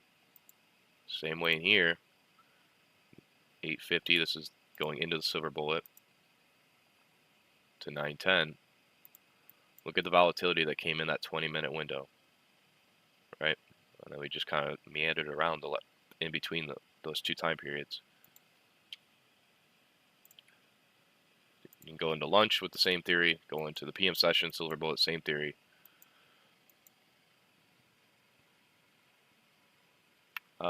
Artemis, yep, it's just the sister company. I'll put my name a few hundred times yet. No, it's only going to be a one name entry. That way it's fair for everybody.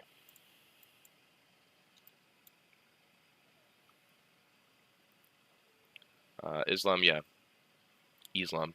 Sorry if I'm pronouncing it wrong.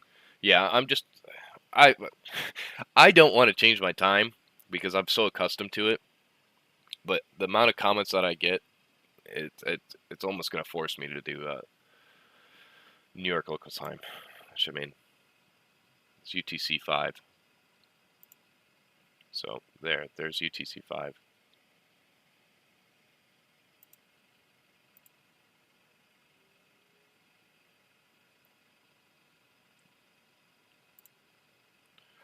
You guys see me do it live on stream. I'm just doing it because, to be honest with you, I'm just tired of answering the question.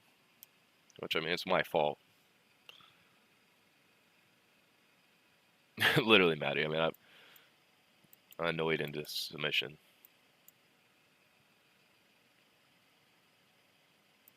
I mean, I've been using that time zone for 6 years, so. But I mean, it really doesn't matter. I mean, I know the exact translation between them.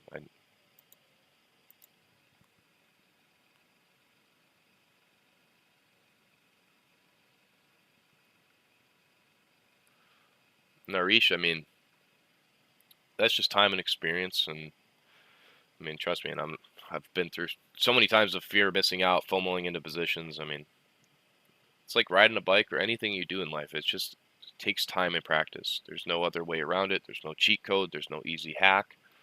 Just time and experience and a lot of pain, a lot of losses. If you continuously keep touching a hot oven, whatever it is, what analogy you want to draw it, you're eventually going to stop doing that. Do I use quarter theory? No, I've seen his study. I actually found it pretty useful on Forex. I thought that was pretty cool. But again, I don't utilize anything that ICT hasn't taught. If he doesn't say that it's there and he doesn't utilize it, I don't utilize it. Like I know some people with the gold back levels and this and that and vortex, and I just don't utilize any of it because if he doesn't give it the nod of approval, then I don't utilize it. It's like A, I already have enough, and B, if he doesn't give it the nod of approval, then I don't see the point in utilizing it.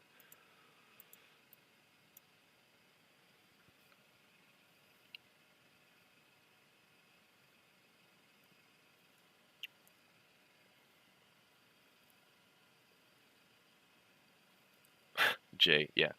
I mean, at this point, I've gotten so many questions over it. I'm more or less I'm doing it for my own sake, so I can stop answering the question.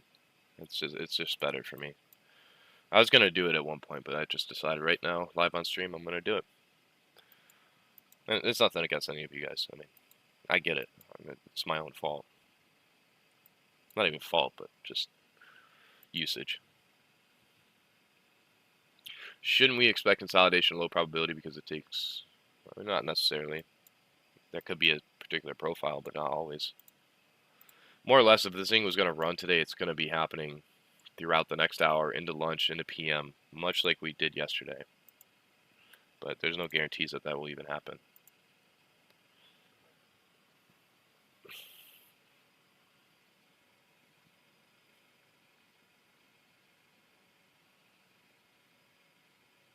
It turns out that we can't do math. No, I mean, I try to put myself in the shoes of a newer student, and how would I be viewing somebody else streaming? I mean, I would definitely utilize my own intellect to see that they're just utilizing a different time zone, but I'm entertaining ES will take out today's low, then go up. Yeah, possibly it could do that. I mean, we have some relative equal lows on ES. ES has been range bound. YM, I mean, today's just been kind of If you look at just a 1 minute and you look at the difference between the run up today on YM and look at the run down on ES, I mean, it's very decoupled.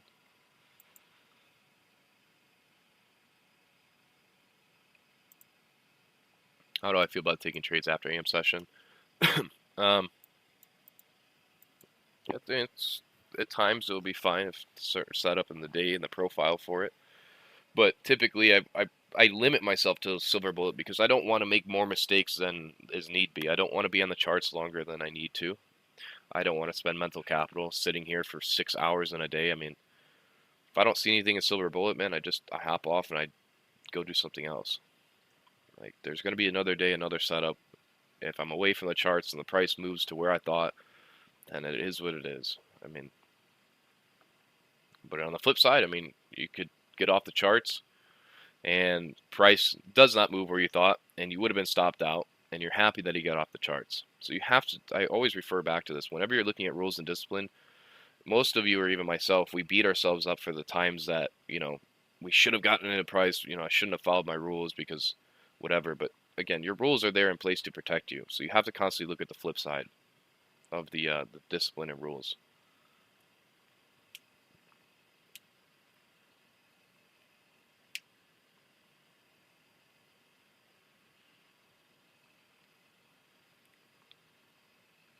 I don't know if I answered any trades now.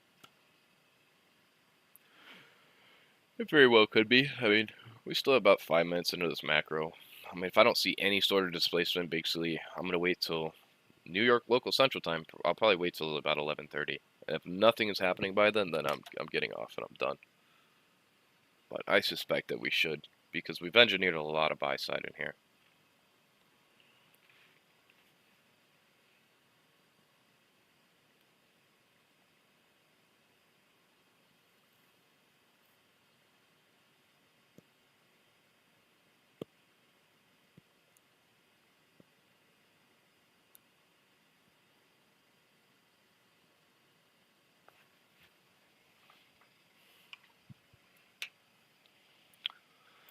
If you just look at this run, fair value gap there with the inversion, premium end of the new day opening gap. So to me, you at least want to run for the buy side here. No guarantees. I'm not saying to go long. Just what I'm observing. It's what I would like to see if I want to look for higher prices. What's my ideal entry? I mean, price didn't. I mean, to me, this is nothing. This didn't run at all. Again, the views, the perspective you have on price running out of a. I mean, to me, that's nothing. That's absolutely. I mean, we didn't do anything. To me, an ideal entry is we're shifting above the buy side. We're shifting above that SIBI, utilizing it as inversion.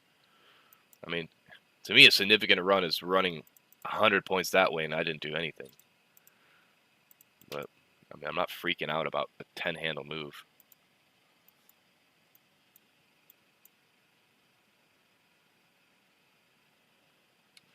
Wazy, my brother, what's up? Hope you're doing well. Hope Carl isn't giving you too much slack today, as ICT would say.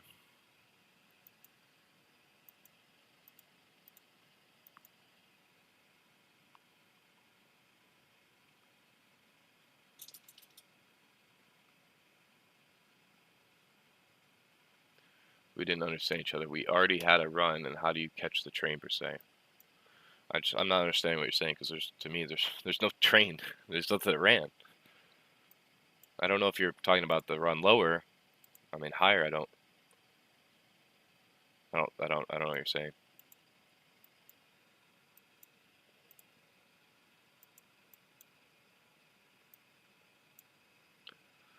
Awesome, brother. I'd love to hear that. So how did I know in the next like 5-10 minutes we're going to run? We're still inside of that macro. Should be starting to spool towards the drawn liquidity.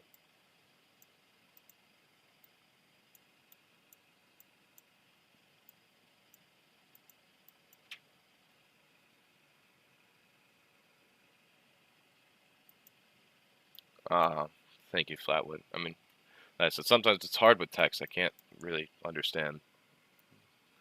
I mean, in terms of just if you missed a move and you didn't participate, I mean, sometimes you just have to sit out of it and have the discipline not to do anything.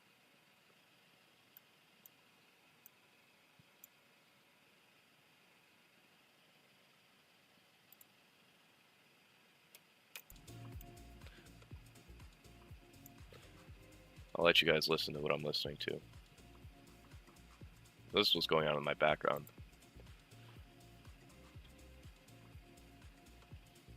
Depends. Thank you, Flatwood, for clearing that up. Depends. If I still believe that there is a terminus to be reached into, then it depends. But if it completely reached into a drawn liquidity, like if it reached up into those highs, then I can't continuously try to ride a bus or a train that's already reached its stop. It already reached its destination. But if I can still see that we have about 1 mile, 2 miles left to the bus stop or to the train stop, then I just have to find a point to where I could enter into the market.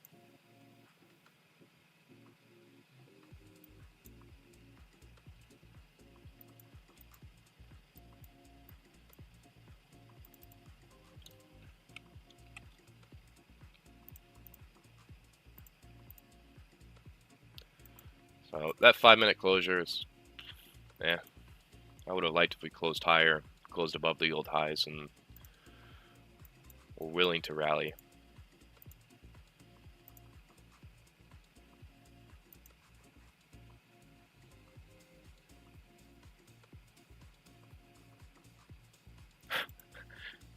I mean, I think the last two, I've taken 2 losses in the last basically week. So I mean, again, win rate really means nothing. You could have a very low win rate and still be extremely profitable.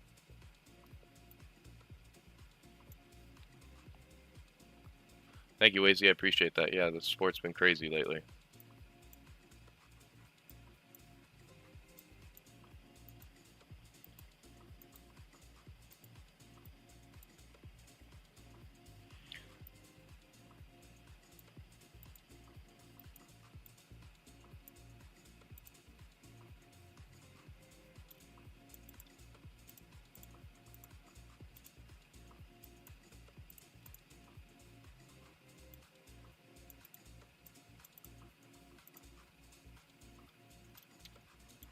Small little inefficiency in there that's kind of just bouncing aside. I mean, if I don't get anything in the next 15 minutes, if it doesn't have clear upside momentum, then I'm logging off.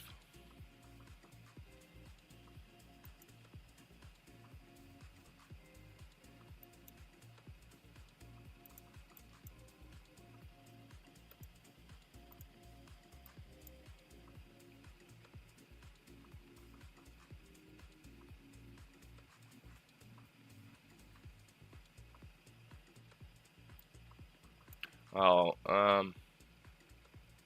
yeah, Mark, I'm sorry. I reread your question. I'm sorry. I see what you mean. It wasn't really pertaining to me. Like I said, sometimes I can read the chat a little bit too quickly. Thank you, though. Have you watched the end series? Yes, I have. I think that's great. I mean, you have to think in you really got to think in long-term view when you're trading. Most people don't think like that. Neither did I. You have to think, all right, how can I start paying off, you know, certain little bills? How can I get to paying off my mortgage? How can I start paying off, you know, all of my bills? And then how can I save up enough money to quit my full-time job, you know, or whatever you're doing? I mean, it's got to be a stair stepper. You're not just gonna click one day and make millions of dollars. I mean, it's a stair stepper approach. But again, I mean, that's the reason why I'm not trying to particularly go long in here. I don't care about this little run up. I mean, to me, this thing's probably going to stay range bound, if not drop off lower. And I don't particularly want to go short today, so it's probably going to be it.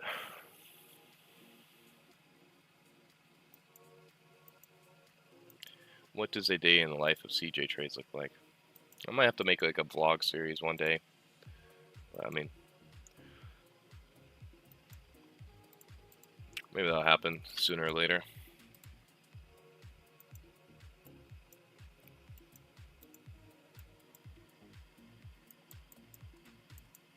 Again, I try not to base my entire personality and everything I have off of trading. I mean, if you don't have other things going outside of trading, things that are just as important to you as trading, I mean, then you're gonna place a lot of significance on every single trade, because your entire life means everything, because your entire life is based around trading. And don't get me wrong, I love trading. It's the #1 thing I think about most and I love, but try to find other hobbies, other things that you can do outside of life. Even working a job, it's fine. People hate on jobs so much, and it's like, jobs are fantastic. But I mean, getting into boxing, MMA, fishing, running, golfing, I mean, anything. Try to find something that you're passionate about outside of trading, and that way your whole life is not based on one trade. And if you have a series of losing trades, it's like, well, it's fine, man. My personality is not based off of this.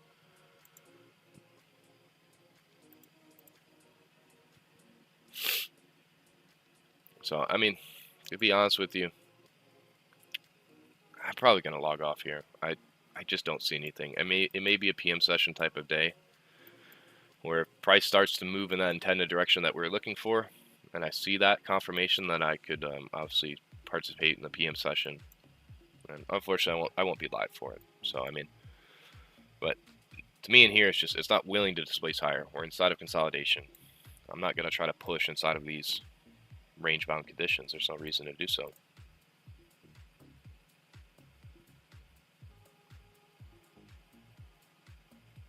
Yeah, exactly. Like Lazy in here, I mean, he works a job, and he's a person who's traded for a long time these concepts, and I have the highest respect, man. It's awesome. It's awesome to see you can juggle that. I'm live every day. Yes, John, I'm live every day. Yeah, that's gonna be it for today. Tomorrow, I will be doing a giveaway with my Fund of Futures. So, I mean, if you're already here, then you'll be participating. I mean, all you have to do is be subscribed and probably just enter in your name to something. But yeah, I appreciate all you guys. Thank you for tuning in. Until tomorrow, good luck and good trading, everybody.